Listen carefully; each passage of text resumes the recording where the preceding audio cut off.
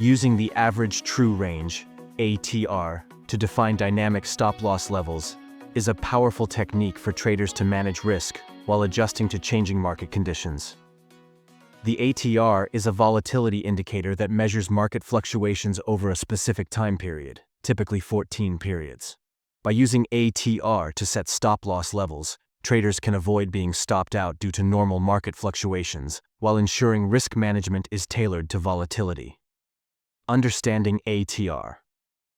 The ATR calculates market volatility by taking the average of the true range over the specified periods.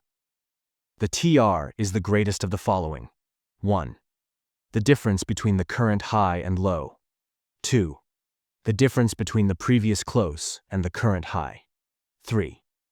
The difference between the previous close and the current low. This measurement gives traders an idea of how much a market tends to move within a given time frame, with higher ATR values indicating greater volatility and lower ATR values suggesting a more stable market. Setting dynamic stop-loss levels. Using ATR. To set a dynamic stop-loss using ATR, traders typically multiply the ATR by a factor, which can range from 1x to 3x, depending on their risk tolerance.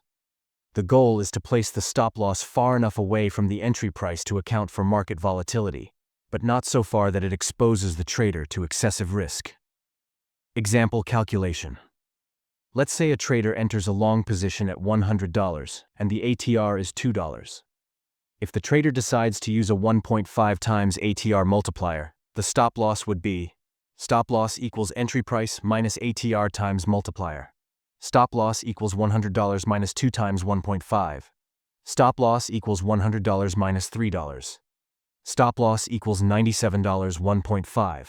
Stop-loss equals $100 minus $3 equals $97.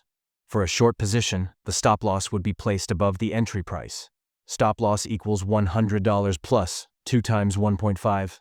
Stop-loss equals $100 plus $3 equals $103. Adjusting the stop-loss.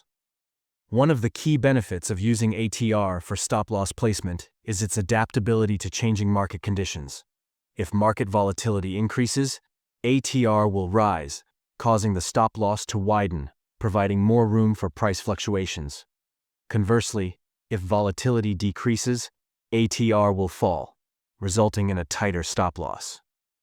Benefits of using ATR for stop-loss levels. 1. Adaptability to market conditions. ATR adjusts stop-loss levels based on market volatility, offering flexibility. 2. Reduces premature stop-outs. A dynamic stop-loss prevents getting stopped out during normal price swings. 3.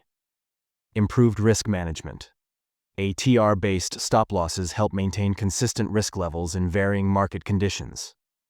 In conclusion, using ATR to set dynamic stop-loss levels helps traders manage risk more effectively, providing flexibility and adaptability in response to changing market volatility.